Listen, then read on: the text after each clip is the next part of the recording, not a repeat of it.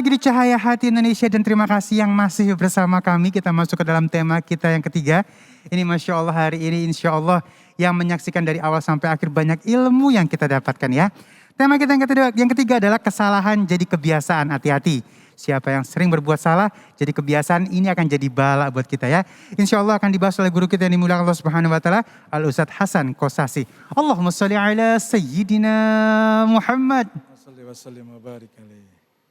Assalamualaikum warahmatullahi wabarakatuh. Waalaikumsalam warahmatullahi wabarakatuh. Bismillahi walhamdulillah wassalatu wassalamu ala rasulillah Sayyidina wa habibina wa syafi'ina wa maulana Muhammad ibni Abdillah la hawla wa la quwata illa billah. Subhanaka la ilma lana illa ma 'allamtana innaka antal alimul hakim. Qala rabbi shrah li sadri wa yassir li amri wahlul 'uqdatam min lisani yafqahu qawli amma ba'd. Hadratil mukarramin, para alim ulama, para habaib, para kiai, para masyayikh, para tuan-tuan guru, kita doakan mudah-mudahan beliau selalu diberikan kesehatan oleh Allah Subhanahu wa taala. Bang Ali Zainal, terima kasih atas waktunya. Kita doakan beliau juga sehat walafiat. Para pemirsa dimanapun berada dari Cahaya Hati iNews TV, insya Allah semuanya diberikan keberkahan oleh Allah. Setiap manusia pasti diberikan oleh Allah sebuah hak untuk melakukan kesalahan. Karena memang sudah dikatakan oleh baginda Nabi besar Muhammad sallallahu alaihi wasallam, kullu bani adama khatta'un wa khairul khatta'ina at-tawwabun. Setiap Bani Adam atau manusia diberikan oleh Allah untuk melakukan kesalahan. Banyak yang melakukan kesalahan, tetapi orang-orang yang terbaik adalah orang-orang yang mau bertaubat dengan kesalahannya. Inilah poin terpenting dari kita. Siapapun kita, apapun kita, semuanya pernah melakukan kesalahan. Semuanya pernah melakukan kekhilapan. Dan tatkala kekhilapan itu sudah kita perbuat, apa yang harus kita kerjakan? Yaitu kembali kepada Allah Subhanahu wa taala. Kita bertaubat, mengucapkan istighfar, memohon ampunan agar semua yang kita lakukan dalam kesalahan itu dimaafkan dan diampuni oleh Allah Subhanahu wa taala. Tapi sayangnya manusia-manusia yang tadinya berbuat salah lalu dia kembali kepada jalan taubat. Dia sudah memohon ampun kepada Allah Subhanahu wa taala. Tapi masih banyak di antara mereka yang melakukan kesalahan-kesalahan tersebut. Mereka mengulangi, mereka melanjutkan, dan mereka melakukan perbuatan-perbuatan dosa tersebut. Dan inilah hal yang sangat dibenci oleh Allah Subhanahu wa taala. Bahkan baginda Nabi Muhammad sallallahu alaihi wasallam pernah memperingatkan kepada kita, iyyakum wa muhaqaratidz dzunub. Oleh karenanya kalian hindari dari diri kalian untuk mengulangi perbuatan-perbuatan dan menganggap perbuatan-perbuatan dosa secara remeh. Jangan kalian meremehkan apa yang menjadi perbuatan dosa sekecil apapun. Karena ini akan menghancurkan diri kalian. Begitu luar biasa baginda Nabi Muhammad SAW memberikan kita nasihat, peringatan, mau'izah agar ketika kita ingin melakukan dosa, kita ingat bahwa kita adalah orang-orang yang akan mati dan kita pasti kembali kepada Allah dan mempertanggungjawabkan perbuatan di hadapan Allah Subhanahu wa taala. Lalu yang menjadi sebab kenapa manusia senantiasa melakukan perbuatan dosa, bahkan setelah dia bertaubat pun, jawabannya adalah karena iblis, setan laknatullah alaih, tidak akan pernah ridho kepada manusia yang mengaku umat Nabi Muhammad. Iblis tidak akan pernah mau ketika ada seseorang yang lurus jalannya. Iblis tidak akan menerima ketika orang-orang bertaubat istiqomah dengan taubatnya. Dan iblis tidak akan rela siapapun yang akan mendekati Allah Subhanahu wa taala dengan taubatnya. Sebab apa? Iblis telah meminta kepada Allah. Di dalam Al-Quran telah diterangkan. Qala fabima aghwaytani la'aqudanna lahum siratakal mustaqim. Kata iblis kepada Allah, ya Allah, Engkau telah meluruskan jalanku, lalu kau menyesatkan jalanku. Kau telah menjadikan aku orang yang laknat, makhluk yang laknat. Maka hari ini aku meminta kepadamu, akan menyelewengkan umatmu, akan membelokkan hamba-hambamu, akan tidak memberikan jalan yang lurus kepada hamba-hambamu untuk senantiasa mendapatkan jalan-jalan yang lurus, yaitu bertaubat. Lalu apa yang harus kita lakukan? Tatkala kita sudah kembali kepada Allah, lalu kita agar istiqomah, perbanyak baca istighfar, lalu kita banyak baca Al-Quran, kita jaga wudhu kita, agar hati ini senantiasa dijaga oleh Allah dari gangguan-gangguan iblis laknatullah alaih. Karena iblis tidak akan pernah ridho kepada manusia. Iblis tidak akan pernah rela manusia menjadi temannya baginda Nabi di dalam surga.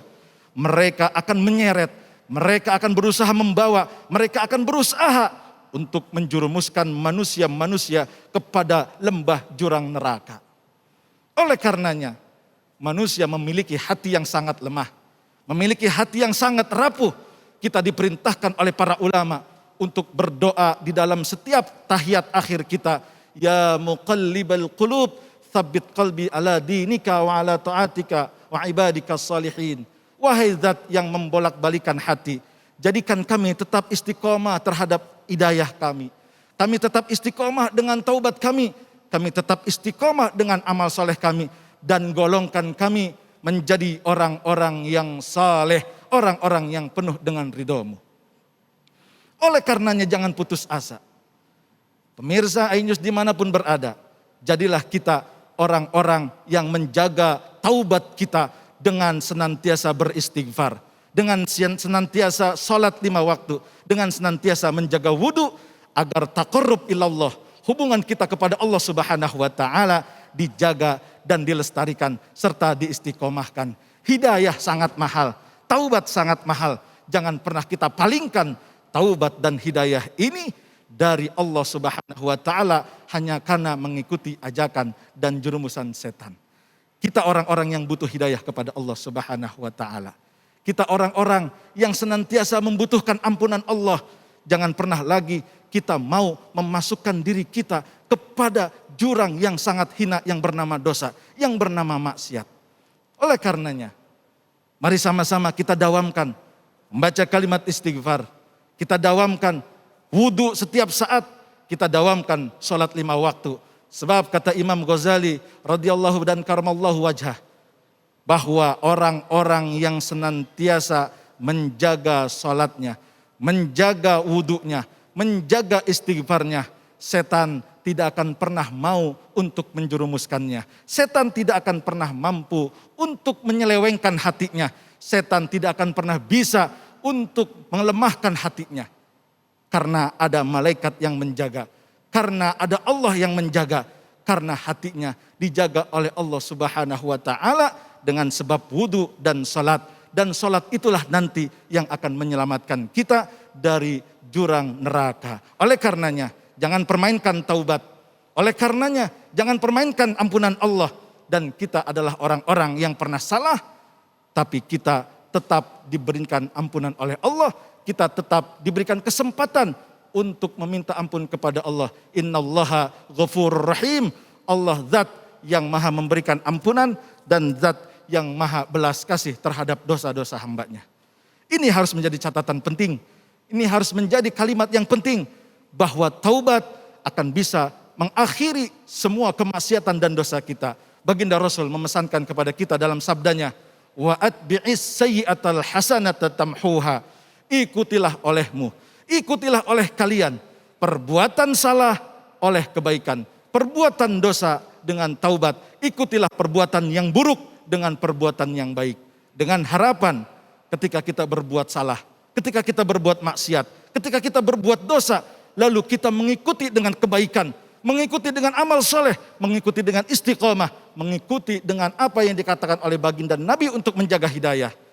Maka itulah golongan orang-orang yang akan diberikan tempat yang paling indah di dalam surga, yaitu Darun Naim, tempat yang paling nikmat disediakan untuk mereka yang menjaga taubatnya sampai akhir hayatnya, sampai dia berpisah jasad ruhnya, sampai dia diberikan oleh Allah akhir hayat dan diberikan kesempatan akhir hayatnya mampu mengucapkan kalimat La ilaha illallah Muhammadur Rasulullah.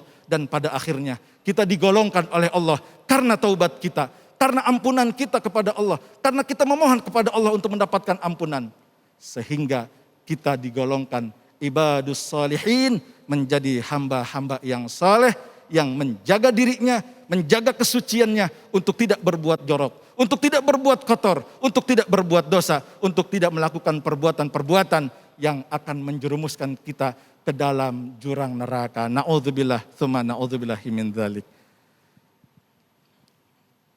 Alhamdulillahirrahmanirrahim. Terima kasih guru yang dimuliakan Allah Subhanahu wa taala ilmunya. Sama. Dan pemirsa di rumah, Masya Allah ya. Sesaat lagi nanti kita akan bertemu dengan guru-guru kita, namun sebelumnya Ali ingin menyikapi lagi memang kesalahan itu jadi kebiasaan kalau misalnya kita nggak tahu ilmunya juga guru ya. Betul. Kadang-kadang kita udah salah tapi kita nggak tahu ilmunya, nggak apa-apa deh. Tapi ada juga yang tahu ilmunya tapi seakan-akan diabu-abuin guru. Nah, itu yang bahaya. Abu romaktan indallahi antakulu besar dosanya orang yang tahu tapi tidak melakukan. Masya Allah. Jadi Begitu. sebenarnya ini udah hak salah tapi diabu-abuin.